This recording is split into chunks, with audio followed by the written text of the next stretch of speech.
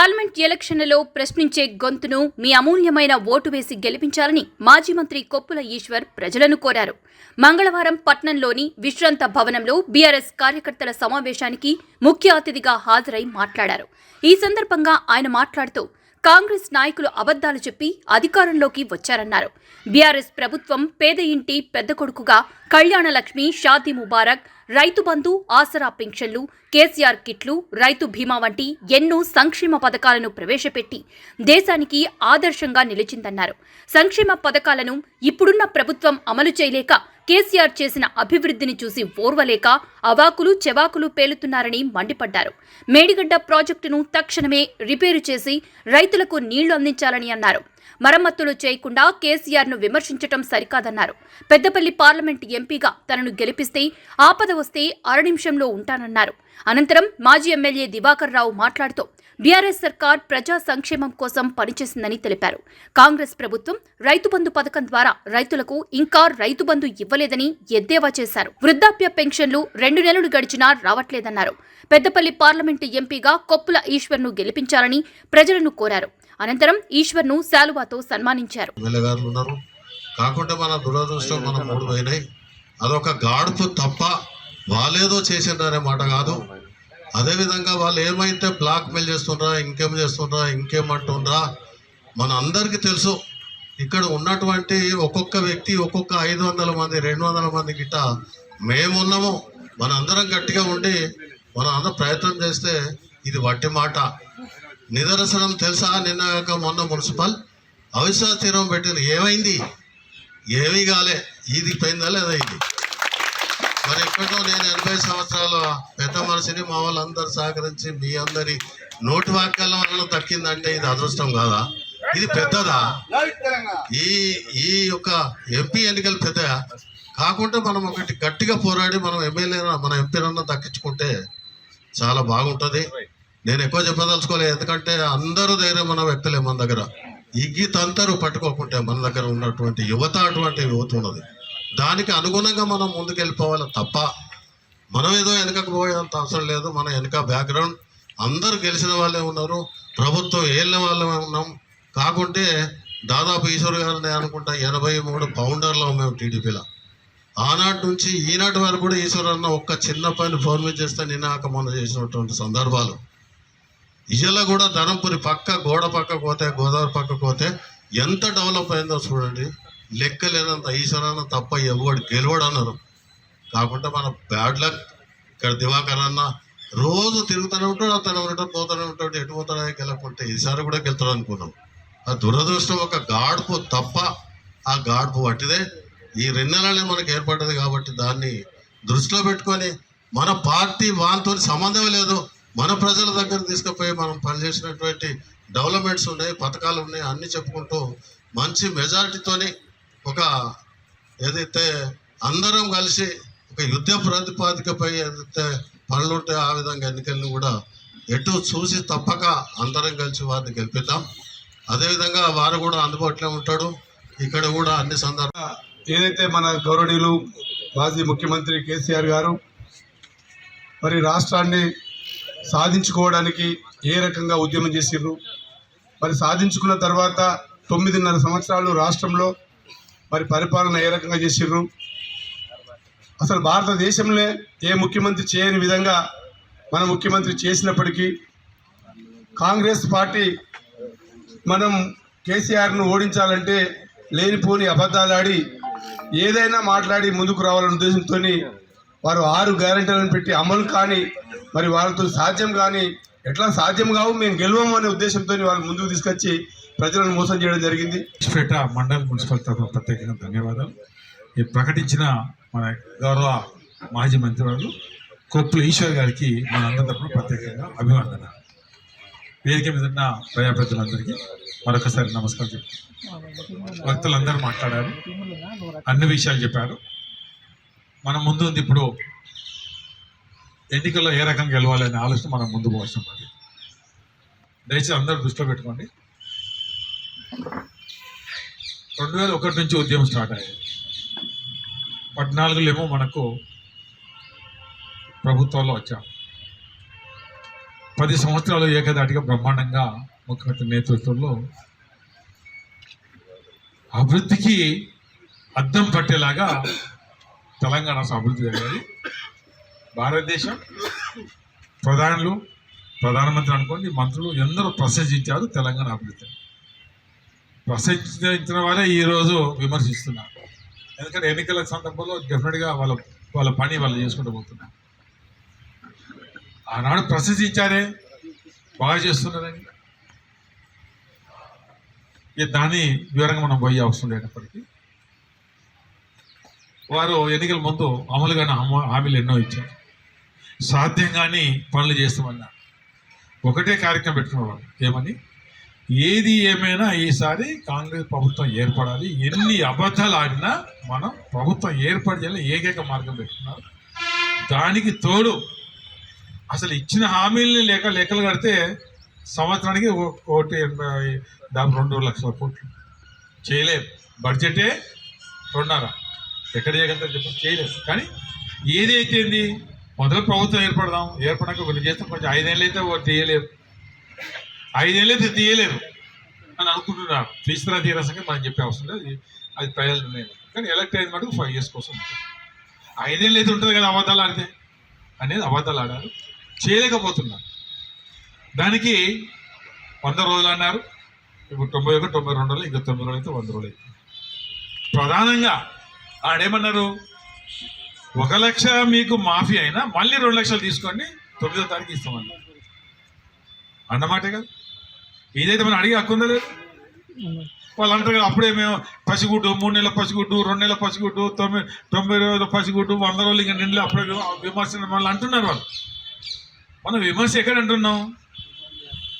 రేవంత్ రెడ్డి గారు అన్న మాటనే మనం దాని మీదనే మనం మాట్లాడుతాం తప్ప వేరే మాట్లాడుతున్నాం. 9వ తారీఖు నాడు 2 లక్షల రుణమాఫీ అవుతుంది, మిగతాది 100 రోజులు అన్నారు. 100 రోజులు మన రామాయణం మొదలు పెడదాం. ఇలా మొదటిగా మనం చెప్పవలసిన బాధ్యత రైతాంగానికి.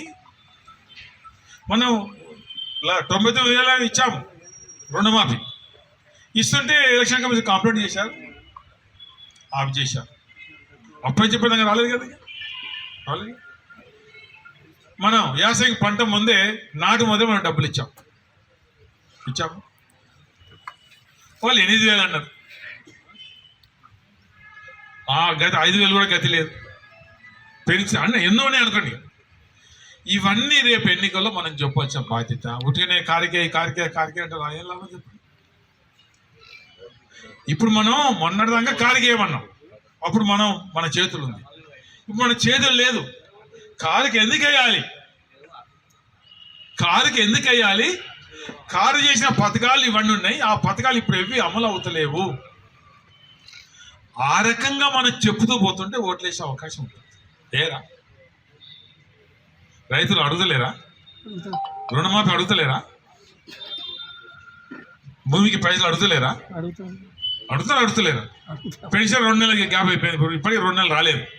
యాక్చువల్గా 29వ తారీఖు వస్తే ఒకటి అయిపోతుండే. ఇప్పుడు 2 నెలలు మనకు బ్యాలెన్స్ ఉంది, అంతేనా? 2 నెలలు బ్యాలెన్స్. 1 నెల ఇవ్వకపోతే అప్పుడు పాపం తల్లి ఎంతమంది ముసలి అయ్యో అన్నారు, అనరాలే. ఈశ్వర్ గారు ఓడిపోతే కూడా పెద్ద ఎత్తున బాధపడ్డారు.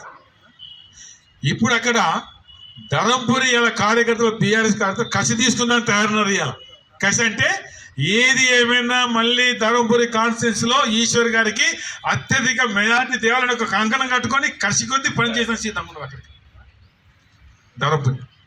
ఒక ధరంపురి అట్లుంటే మనం ఏం చేయాలి? మనం కూడా కసి కొద్ది, మనకి ఎవరు లేరు ఇప్పుడు, ఎవరు లేరు, ఏ నాయకులు లేరు ఇప్పుడు. అంటే ప్రజాప్రతినిధులు లేరు, ఎలక్టెడ్ పర్సన్స్ లేరు. మనం ఎట్లా పని చేయాలి? దయచేసి ఎట్లా చేయాలి? కసి కొద్ది పని చేయాలి.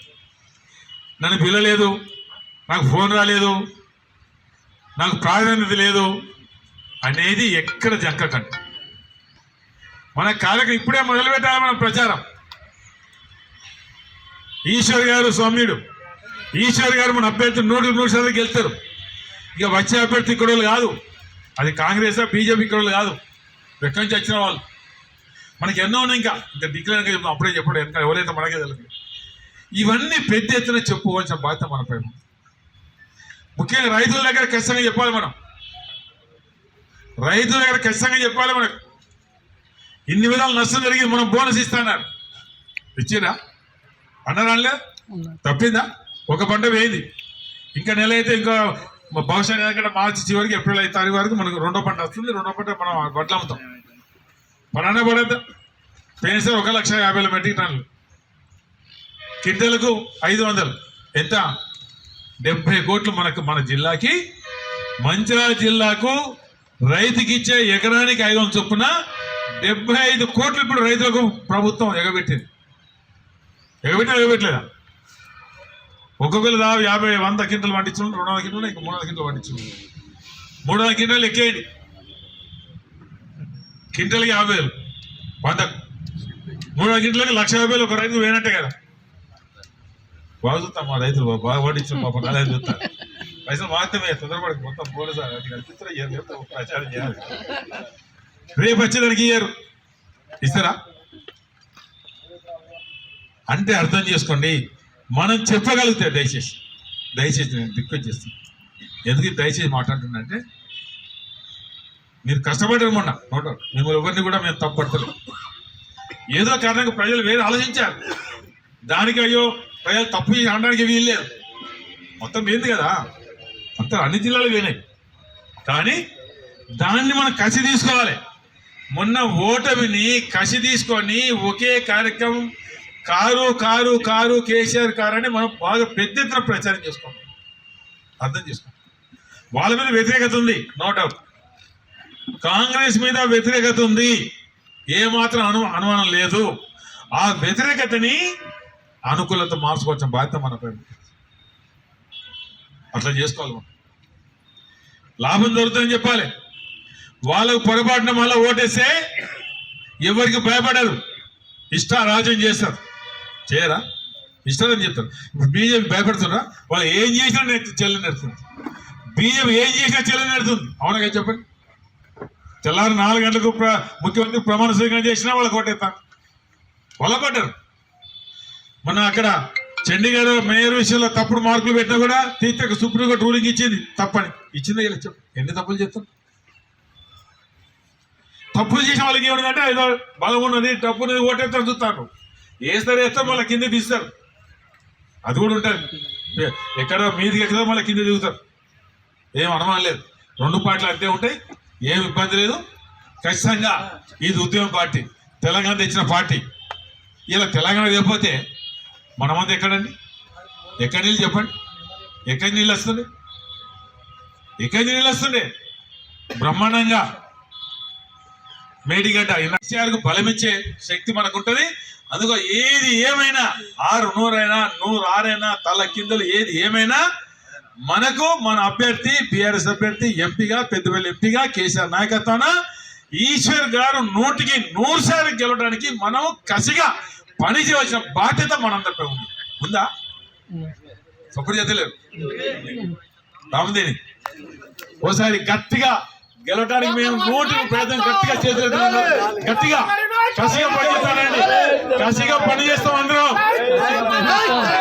ఈశ్వర్ గారిని గెలిపిస్తాం, ఈశ్వర్ గారిని గెలిపిస్తాం, కేసీఆర్ గారికి మద్దతుగా ఉందాం. మీ అందరికి నమస్కారాలు.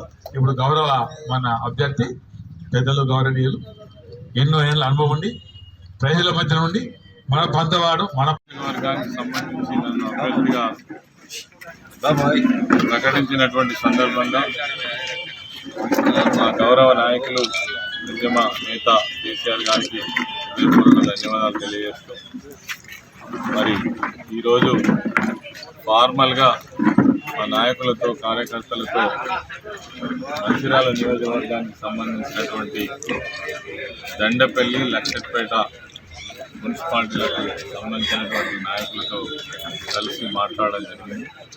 ఈ ఎన్నికలలో ప్రతి ఒక్కరు కూడా ఆనాడు తెలంగాణ ఉద్యమంలో ఎంత చురుకైన పాత్ర పోషించడంలో తెలంగాణ రాష్ట్రాన్ని సాధించుకోవడం కోసం. ఎందుకంటే టీఆర్ఎస్ పార్టీ తెలంగాణకు అన్ని విధాల రక్షణ కవచం. ఈ పార్టీ ఉంటేనే అన్ని వర్గాలను కాపాడుకోగలుగుతుంది. ఈ ప్రాంతం బాగుపడాలని, ప్రాంతంలో అన్ని హంగులు ఉండాలని, అభివృద్ధి గొప్పగా జరగాలని అనేక సంవత్సరాల బాధను పోగొట్టాలని ఆలోచన చేసింది కేసీఆర్ గారే. కాబట్టి మరి తిరిగి ఆ పూర్వ వైభవాన్ని సాధించడం కోసం మా నాయకులందరూ కలిసికట్టుగా పనిచేయాలని కోరుకోవడం కోసం ఈ సమావేశాన్ని ఏర్పాటు చేసుకోవడం జరిగింది. ఈ సందర్భంగా మరి కార్యక్రమానికి అధ్యక్షత వహించినటువంటి మా గౌరవ మాజీ శాసనసభ్యులు దివాకర్ అన్న గారు, అదేవిధంగా నర్మాస్ కాంతయ్య గారు, పార్టీ అధ్యక్షులు డిసిఎస్ చైర్మన్ గారు, వివిధ నాయకులందరూ కూడా పాల్గొనడం జరిగింది. వారందరికీ కూడా ధన్యవాదాలు.